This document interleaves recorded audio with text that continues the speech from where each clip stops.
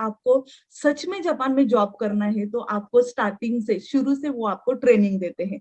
Hello guys, welcome to my channel. मैं जैसे आपको पता है कि मैं हिंदी में जापानीज पढ़ाता हूँ, यूट्यूब पे सर्च करता रहता हूँ। तो मैंने एक बार सोचा कि देखो कि कितने सारे टीचर्स हैं जो कि यूट्यूब पे अपना कंटेंट बना रहे हैं जापानीज के लिए। तो मैंने जस्ट सर्च किया तो मुझे पता चला कि एक चैनल मिला मुझे जिसका नाम है JLPT मराठी। तो मैंने उसको देखा तो मुझे पता चला कि वो मराठी में पढ़ा रहे हैं। तो सेंसे से मेरा कांटेक्ट हुआ था। फिर मैंने उनको मैसेज किया और हमारी बात हुई थी, फिर हमने काफी डिस्कशन किया। अभी सेंसे से पूछते हैं, सेंसे ने 6 ईयर का एक्सपीरियंस है उनको, और उन्होंने मैक्स की स्कॉलरशिप ले रखी है। उन्होंने पार्ट टाइम जॉब भी करा है। सो जानते हैं सेंसे के एक्सपीरियंसेस के बारे में। सबसे पहले विशाल सेंसे आपका बहुत बहुत थैंक यू कि आपने आपके चैनल पर मुझे बुलाया, और मेरे प्यारे दोस्तों को मेरा बहुत बहुत सारा प्यार। तो सबसे पहले मैं इंट्रोडक्शन दूंगी। मेरा नाम है पूनम, JLPT मराठी की ओनर हूँ। यूट्यूब चैनल है मेरा, और अभी 6 साल से मैं जापान में रह रही हूँ। और मुझे जापान में मतलब पार्ट टाइम वर्क या फुल टाइम वर्क का भी एक्सपीरियंस है। मेक्स की स्कॉलरशिप है मुम्बुका गाक्शो, तो 1 साल की स्कॉलरशिप लेके मैं जापान में आई थी, ओसाका क्योइकु यूनिवर्सिटी। तो मेरा जो मतलब बैकग्राउंड है, मैं टीचर हूँ। मतलब मोतो मोतो मैं इंडिया में टीचिंग का काम करती थी, और उसके बाद मैंने जब जापानी स्टार्ट किया लर्निंग के लिए, तो जापान में आके भी मैंने कैसे जापानी सिखाना चाहिए उस पर ही रिसर्च किया था। तो अभी मैं एज अ टीचर करके काम करती हूँ, और खुद का जो यूट्यूब चैनल है वहां पे फ्री में मराठी भाषा में जापानीज भाषा सिखाती सिखाती हूँ। मेरा JLPT N2 है, और मेक्स की जो स्कॉलरशिप है वो मुझे 2 बार मिली थी। एक किजुना करके स्कॉलरशिप थी 2030, मतलब 2013 में मुझे वो स्कॉलरशिप मिली थी 10 दिन की। तो सबसे पहले जब मैं जापान में आई तो मुझे पता चला कि यहाँ लर्निंग बहुत है, हम बहुत कुछ यहाँ से सीख सकते हैं। तो मैंने इंडिया में जाके ग्रेजुएशन जापानीज में स्टार्ट किया, और वो करते वक्त मुझे 1 साल की मैक्स की स्कॉलरशिप मिल गई, और मैं जापान में आई, तब से मैं जापान में ही हूँ। तो thank you so much. Okay, so 2 bar scholarship से सेंसे जापान में जा चुके हैं। इस वीडियो में हम उनके जर्नी के बारे में बात करेंगे, कैसे कैसे उन्होंने स्कॉलरशिप्स किए, पार्ट टाइम किया, और जॉब्स के बारे में भी बात करेंगे, और इंडियंस के लिए क्या क्या अपॉर्चुनिटीज होती हैं, इवन पूरे वर्ल्ड के लिए क्या क्या जापान में अपॉर्चुनिटीज होती हैं, उनके बारे में बात करेंगे। ओके, सो सेंसे ने बताया है कि उन्होंने 10 डेज की स्कॉलरशिप में जापान जाके देखा कि वहाँ का एनवायरमेंट कैसा है, वहाँ पे कौन कौन सी चीजें, कितनी सारी चीजें हम हमें सीखने को मिलती हैं। तो उसके बेसिस पे उन्होंने अपनी ग्रेजुएशन स्टार्ट करी।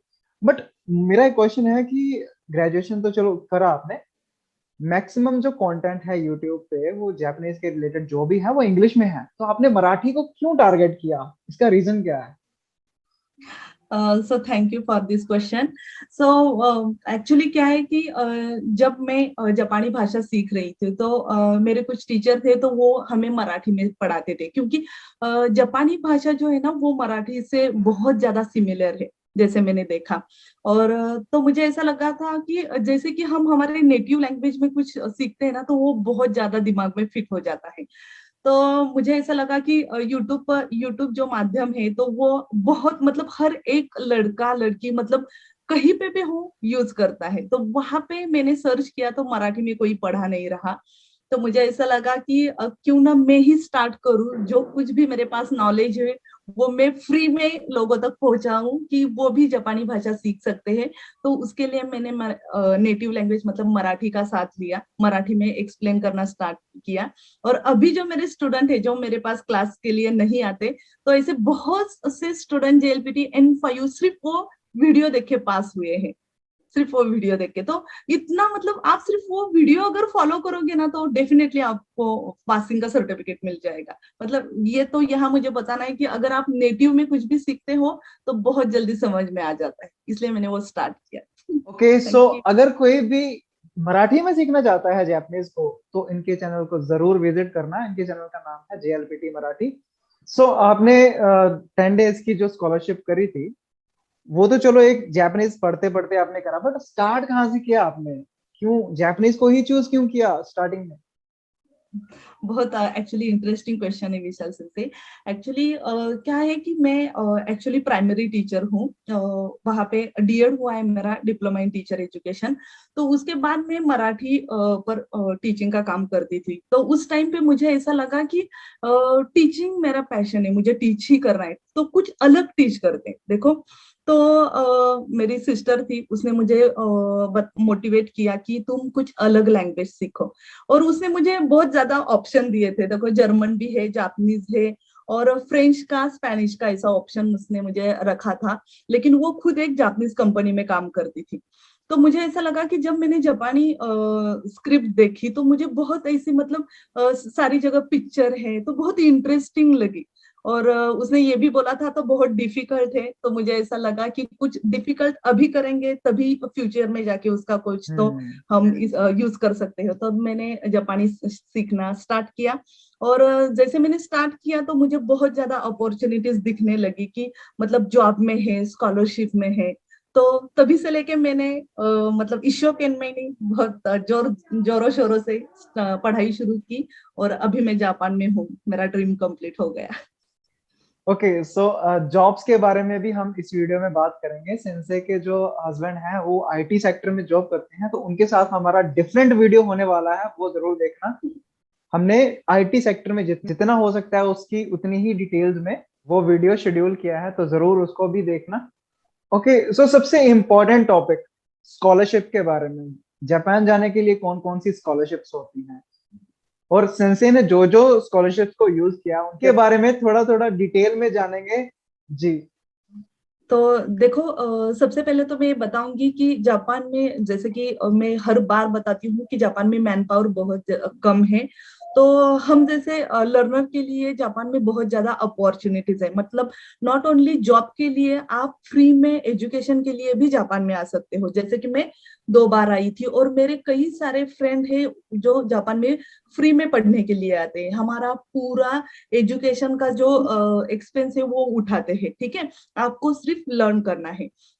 तो ऐसी कुछ स्कॉलरशिप है जिनके बारे में मैं आपको बताऊंगी। और हाँ, डेफिनेटली उसका जो लिंक है, तो आप जो वीडियो देख रहे हैं उसके डिस्क्रिप्शन में आपको मिल जाएगा। वहां पे आपको जाके उस, मतलब क्या क्वालिफिकेशन है, आपको कौन से यूनिवर्सिटी का सर्टिफिकेट चाहिए, कौन सी लेवल आनी चाहिए, ये आपको देखना है। और डेफिनेटली जापानीज अगर आपको आता है तो आप सिलेक्शन के लिए आपको बहुत ज्यादा हेल्प हो जाती है। तो चलिए, सबसे पहले हम देखेंगे, सबसे पहले 10th पास। ओके, तो सभी स्टूडेंट के लिए मतलब स्कॉलरशिप है। सबसे पहले तो हम देखेंगे जिनका 10th पास हुए हैं और आईटीआई हुआ है, तो उनके लिए 3 साल का प्रोग्राम जापान में है। 3 साल आपको यहाँ पे आके लर्न, मतलब सीख सकते हो। तो उसके लिए टेक्निकल एंटर ट्रेनिंग प्रोग्राम कहा जाता है, उसकी लिंक भी आपको मिल जाएगी।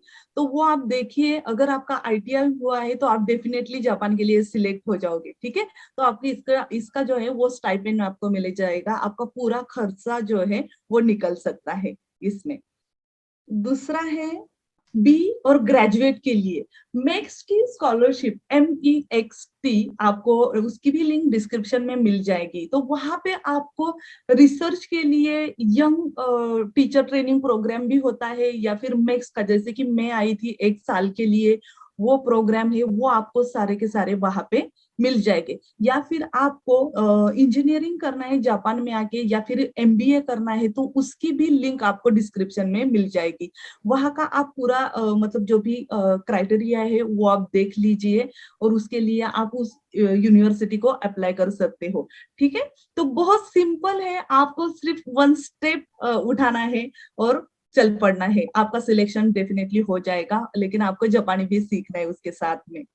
आगे आता है, यस, नर्सेस और टूरिस्ट के लिए मैं बोलूंगी। देखो, हमारे यहाँ पे बहुत से ऐसे लोग हैं कि जिनका क्वालिफिकेशन हुआ है नर्स है, या फिर टूरिस्ट जो बैकग्राउंड में होते हैं, जिनको रेको मतलब टूरिस्ट ट्रिप बहुत ज्यादा पसंद है, तो उनके लिए भी जापान में बहुत ज्यादा अपॉर्चुनिटीज है। तो आपको इन सभी के लिए वीजा अलग अलग से लगता है, ठीक है। आप जो कुछ भी क्षेत्र या कहूंगी, या जो कुछ भी डिपार्टमेंट आप सिलेक्ट करने वाले हो, तो उसका वीजा अलग से होता है, आपको देखना है। तो ये सारे के लिए मतलब अलग अलग से आप जापान में आ सकते हो। उसके बाद मैं आपको बोलूंगी अलग, ओके, ट्रांसलेशन और इंटरप्रिटेशन। देखो, अगर आप जापानी सीखते हो तो ट्रांसलेशन और इंटरप्रिटेशन की बहुत ज्यादा वैकेंसीज है। आपको पता होगा जब भी किसी को कोई अलग से लैंग्वेज आती हो तो मेन है ट्रांसलेशन करो या फिर इंटरप्रिटेशन करो। लेकिन जैसे कि आप किसी कंपनी में जाते हो तो वहां पे आप डेटा एनालिसिस या फिर इंडिया जापान का ब्रिज बन के काम करते हो, ठीक है। जापान में अगर काम कर रहे हो तो वहां पे भी बहुत अलग अलग अपॉर्चुनिटी मिलती है। मेरा एक्सपीरियंस है, देखो मेरा तो आर्ट का बैकग्राउंड है और टीचिंग का, जो मैं जैसे मैंने बोला था, लेकिन मैं यहाँ पे जिस कंपनी में 1 साल के लिए काम करती थी वहां पे मैंने अकाउंटिंग का काम किया था। जैसे मैंने बोला था जापान में मैन पावर बहुत ज्यादा कम है, लेकिन वो आपका पोटेंशियल देखते हैं। अगर आपको सच में जापान में जॉब करना है तो आपको स्टार्टिंग से, शुरू से वो आपको ट्रेनिंग देते हैं। वैसे ही मुझे उन्होंने अकाउंटिंग की ट्रेनिंग दी थी 3 मंथ्स, और उसके बाद में मुझे उन्होंने वो डिपार्टमेंट जो है वो ज्वाइन करवाया था। तो वैसे ही अगर आपको जापान में जॉब करने की इच्छा है तो आप किसी भी कंपनी को मेल भेज सकते हो। और हाँ, यहाँ पे मैं एक बात बताऊंगी, मतलब कंपनी जो आप सिलेक्ट करोगे ना, तो उस कंपनी के एचआर या फिर उस कंपनी के मेन पर्सन को ही मेल जरूर करना, ठीक है। उससे क्या होगा कि आपका डायरेक्टली उनके साथ कांटेक्ट हो जाएगा। तो ये सारी अपॉर्चुनिटीज है। उसके बाद में मैं बोलूंगी स्कॉलरशिप फॉर स्टूडेंट। जैसे कि मैंने यहाँ पे बोला है कि 10th में अगर कोई मतलब आप में से कोई पढ़ रहा हो तो उनके लिए एशिया खाके हशी प्रोग्राम है। मतलब इस 2022 साल को वो एग्रीमेंट जो है ना वो खत्म होने वाला है, लेकिन उसके बाद में फिर से एग्रीमेंट हो जाएगा। उसकी लिंक डिस्क्रिप्शन में है, आप वो देखना जरूर। ये वो भी 6 मंथ या फिर 1 ईयर के लिए स्कॉलरशिप है। मतलब स्कूल के जो स्टूडेंट है वो जापान में आके पढ़ के जा सकते हो। और जैसे कि विशाल सेनसेन ने मेरे चैनल का आपको बताया जेएलपीटी मराठी, तो वहां पे मैंने एशिया खाके हशी के लिए सिलेक्ट हुई स्टूडेंट का इंटरव्यू लिया है। आप वो भी जाके देख सकते हो। वो जापान के होक्काइडो स्कूल में आकर पढ़कर गई है। तो ऐसे मतलब बहुत ज्यादा अपॉर्चुनिटी आपको मिलेगी। आप सिर्फ ढूंढो, आप जापान में जरूर आओगे। अगर आपका मोटिवेशन है कि यहाँ जापान में आके काम करना है या फिर यहाँ पे आके लर्निंग करना है, तो आप डेफिनेटली जापान में आ जाओगे। Thank you. अमेजिंग। अगर आप जापान में आना चाहते हो तो देखो इतना सारा मोटिवेशन आपको दिया है सेंसे ने, और बहुत सारी डिटेल्स, इवन मुझे भी नहीं पता है इतना, तो इसीलिए मैंने उनके साथ थोड़ा कोलैबोरेशन करने का ट्राई किया। और आपको यहाँ पे देखो कितनी सारी इंफॉर्मेशन मिली है। पहले तो 10th जिन्होंने आईटीआई टेक्निकल डिप्लोमा कर चुके हैं, और सबसे ज्यादा तो जो रिक्वायरमेंट जो मुझे भी पता है वो तो कि ह्यूज ओल्ड एज पॉपुलेशन जो है जापान की बहुत ज्यादा है। वहां पे एक्चुअली ओल्ड पीपल ज्यादा मिलेंगे एज कम्पेयर टू यंग। सो उनका जो वर्क है उनकी पेमेंट भी ज्यादा है कि as compare to other fields, उनकी पेमेंट्स भी ज्यादा है। और वहां पे जाना, इस फील्ड में जाना बहुत ही ज्यादा इजी भी है। तो यहाँ पे विशाल सेंसे में और एक बात बताना चाहती हूँ सबके लिए कि अगर कोई टीचर हो, जापानी भाषा अगर कोई किसी यूनिवर्सिटी में पढ़ा रहा हो, तो उनके लिए भी जापान में आने के लिए मतलब स्कॉलरशिप है। फ्री में वो जापान में आके यहाँ पे ट्रेनिंग ले सकते हैं, और उसका पूरा खर्चा जापान गवर्नमेंट देता है। और इसके बाद में मैं और एक बताने वाली हूँ कि अगर किसी को जापानी नहीं आता, लेकिन वो किसी अगर प्राइमरी स्कूल या फिर हाई स्कूल पे पढ़ा रहे हो और उनका एज 35 से कम है, तो उनके लिए जापान में 1.5 साल की स्कॉलरशिप है। उसकी लिंक भी आपको डिस्क्रिप्शन में मिल जाएगी। तो उसके लिए ऐसा नहीं है कि आपको जापानीज आना चाहिए, आप यहाँ पे आके रिसर्च कर सकते हो। रिसर्च का टॉपिक आप डिसाइड करो और यहाँ आके फ्री में रिसर्च करो, और क्योंकि उसका सारा खर्चा भी जापान गवर्नमेंट देती है। उसकी लिंक भी आपको मिल जाएगी। तो ये सारी स्कॉलरशिप है, तो इसका जरूर मतलब आप बेनिफिट ले लो। बहुत ज्यादा यहाँ पे आके आपको लर्निंग मिलेगा। Okay, amazing. इवन मैं भी ये वाला स्कॉलरशिप ट्राई करने वाला हूँ जो जापानीज टीचर्स के लिए है। आप यस यस यस। जा सकते हो जापान में पढ़ने के लिए, वो आपका सारा खर्चा उठाएंगे और आपको बताएंगे भी कि जापानीज कैसे पढ़ाते हैं। सो आई एक्चुअली विल ट्राई कि मैं भी इसमें अप्लाई कर सकूं। एक मेरा सिंपल सा क्वेश्चन है कि अगर किसी को, अब इतनी सारे ऑप्शंस आपने पहले ही बता दिए, बट अगर किसी को सिंपली जापान में जाना है और वहां पे जाके काम करना है, तो सबसे सिंपल वे कौन है? सबसे सिंपलेस्ट वे कौन सा है? ओके।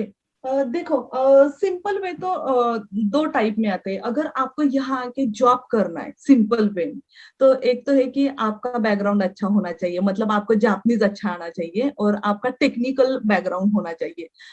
जैसे कि अगर आपको टेक्निक, जापान को आपको पता होगा कि यहाँ टेक्निकल लोगों के लिए बहुत ज्यादा वैल्यू है। अगर आपको वो आता है और जापानीज आता है, ये कॉम्बिनेशन यहाँ पे बहुत चलता है। अगर ऐसा हो तो हम बहुत जल्दी जापान में आ जाओगे। और उसकी जो लिंक है ना, जैसे कि आपने बताया कि आप अलग से एक इंटरव्यू देने वाले हो, तो वहां पे आपको मिल जाएगी कौन से साइट पे आप उसका रजिस्ट्रेशन करो। और दूसरी बात, अगर आप अभी जापानी सीख रहे हो और आपके पास पैसे भी है, तो आप यहाँ के यूनिवर्सिटी में एडमिशन ले लो। देखो, अगर आपके पास पैसे हैं तो यहाँ पे अगर आप एडमिशन लेते हो, तो यहाँ पे आपको आके जापानी भाषा सीखने को मिलेगी। और दूसरी बात, क्या आपके पास वीजा रहता है, तो उस वीजा पर आप यहाँ पे जॉब ढूंढ सकते हो। तो ये दो वे हैं कि जो आपको ट्राई करने चाहिए अगर आपको जापान में आना चाहिए। तो ये सिंपलेस्ट वे है, ऐसा मुझे लगता है। ओके, फर्स्ट इज आपको आईटी सेक्टर का कुछ नॉलेज है और आपकी जापानीज अच्छी है, तो आपको आराम से जॉब मिल जापानीज जाएगा। अच्छी सेकंड इज आप यूनिवर्सिटी, जापानीज की यूनिवर्सिटी में आप जापान की यूनिवर्सिटी में अप्लाई कर दो, वहां पे जाके आप लैंग्वेज भी सीख सकते हो और साथ ही साथ में आप जॉब भी कर पाओगे। जॉब भी ढूंढ सकते सो जैसे कि आप जापानीज पढ़ाते हैं, आपको कितना एक्सपीरियंस हो चुका है जापानीज पढ़ाते हुए, और आपकी जो ऑडियंस है, जो स्टूडेंट्स है, वो कौन से हैं? वो मराठी लैंग्वेज में ही पढ़ना चाहते हैं या फिर और भी स्टूडेंट्स हैं? हैं। एक बात तो मैं बोलूँ कि एक्चुअली मैं प्रोफेशन से ही टीचर हूँ, लेकिन जापानी भाषा में अभी 3 साल से पढ़ा रही हूँ। तो मैंने मेरा जो यूट्यूब चैनल स्टार्ट किया, उससे पहले मैं इंडिया में 2-3 मंथ के लिए गई, नहीं 6 मंथ के लिए गई थी, सॉरी। तो वहां पे मैंने जो मेरे पास वाले मेरे जो रिलेटिव थे उनको टीचिंग किया था। और उससे पहले जब मैं जापानी भाषा सीख रही थी, तब मैंने उसी यूनिवर्सिटी में एक असिस्टेंट टीचर करके काम किया था 2.5 साल के लिए। तो उसके बाद मैंने अभी ऑनलाइन जब जेएलपीटी मराठी स्टार्ट किया, तो बहुत सारे पेरेंट्स ऐसे थे, आप वहां पे फ्री में पढ़ा रहे हो, लेकिन हमें आपसे लाइव कांटेक्ट करना है, जो आपसे सीखना है। तब मैंने मेरा पर्सनल जो क्लासेस है 2 साल से स्टार्ट किए हैं, तो वहां पे मैं अभी पढ़ा रही हूँ। तो अगर कोई, जैसे मराठी है, मेरी ऑडियंस काफी है पुणे से, महाराष्ट्र से, हाँ हाँ, अगर उनको ओके पढ़ना हो तो वो क्या करेंगे? ओके। सो या आपने जो क्वेश्चन पूछा था कि आपका ऑडियंस, तो अभी तो मैं मराठी में पढ़ाती हूँ, और मेरे बहुत सारे ऐसे स्टूडेंट भी हैं कि जो हिंदी में चाहते हैं कि आप हिंदी में पढ़ा लो। लेकिन अभी ऐसा हुआ है कि मराठी में बहुत ज्यादा बैचेस है, तो वो टाइम नहीं दे पा रही हूँ उनके लिए। तो मैं अभी बोलूंगी कि जो विशाल सेंसे अभी पढ़ा रहे हैं, तो आप उनसे जरूर सीखिएगा, क्योंकि वो भी बहुत अच्छा पढ़ाते हैं, आपने देखा ही होगा। और जैसे उन्होंने बताया कि मेरा और एक हिंदी का चैनल है, जापनीज विद पूनम, तो वहां पे मैं भी वीडियो डाल रही हूँ। लेकिन जैसे कि आपको हर बार बहुत जल्दी जल्दी पढ़ना चाहिए, क्योंकि अगर हफ्ते में एक ही वीडियो आ रहा है या फिर 2 ही आ रहे हैं, तो वो कवर नहीं हो पाएगा। ठीक है। तो अगर आपका टारगेट बहुत जल्दी है, तो आप कहीं पे तो क्लास जरूर ज्वाइन कीजिएगा, और वहां से 6 मंथ या फिर 1 ईयर में वो कंप्लीट जरूर कीजिए। ओके, सो हाँ, एक और चीज, मैंने सेंसे ब्लॉग्स भी बनाते हैं, तो उनके हिंदी में ब्लॉग्स होते हैं, वो आप जरूर देखना। एक थैंक एक यू। मैंने देखा था जिसमें आपने एक घर का बताया था कि कैसे यस जापानीज यस घर कैसा होता है, वहां पे क्या क्या चीजें होती हैं, कितने कितने एक्चुअली। प्राइस में आपका वो सारा का सारा होता है। तो काफी अच्छा एक इंफॉर्मेटिव वीडियो था। ओके, सो आई होप कि सभी को ये वीडियो बहुत ही अच्छा लगा होगा, बहुत सारी इंफॉर्मेशन मिली है। अगर आपको ये वीडियो पसंद आता है, इसको लाइक जरूर कर दीजिएगा, और मैडम के दोनों चैनल्स हैं, उनका लिंक मैं डिस्क्रिप्शन में डाल दूंगा, एक है जेएलपीटी मराठी और एक है जापानीज विद पूनम। सो आप फॉलो करिए, और सेंसे कुछ आपको लास्ट में बताना चाहते हैं? Yes yes yes, definitely. So I hope आपने बहुत ज्यादा एंजॉय किया और आपको बहुत ज्यादा फ्रूटफुल इंफॉर्मेशन मतलब इस वीडियो से मिली हो। और जैसे कि मैंने आपको बताया कि अगर आपको जल्दी से जल्दी सीखना है, तो आप कहीं तो क्लास जरूर ज्वाइन कीजिएगा, और जल्दी से जल्दी स्कॉलरशिप या फिर सीखने के लिए जापान में या फिर जॉब करने के लिए जापान में जरूर आइएगा। फिर हम यहाँ पे मिलते हैं। मैं तो जापान में ओसाका में रहती हूँ, फिर बहुत मतलब सारी बातें करेंगे। And thank you so much Vishal sensei again कि आपने मुझे यहाँ पे बुलाया, ताकि मैं जो पैरे स्टूडेंट है मेरे, जो मेरे पैरे व्यूअर्स है, उनके साथ में बात कर सकती हूँ और उनको जापान के बारे में कुछ ऐसा इंफॉर्मेशन दूं कि उनसे उनका फ्यूचर अच्छा हो। Thank you, thank you, thank you so much. Okay, thank you sensei, आपने हमारे साथ कोलैबोरेशन किया, बहुत सारी इंफॉर्मेशन दी है। अगर आप मेरे चैनल पर नए हो तो मेरे चैनल को सब्सक्राइब कर सकते हो, आपको जापानीज के रिलेटेड बहुत सारी इंफॉर्मेशन यहाँ पर देखने को मिलेगी। आज के लिए इतना ही, मिलते हैं आपसे नेक्स्ट वीडियो में, तब तक के लिए सायोनारा।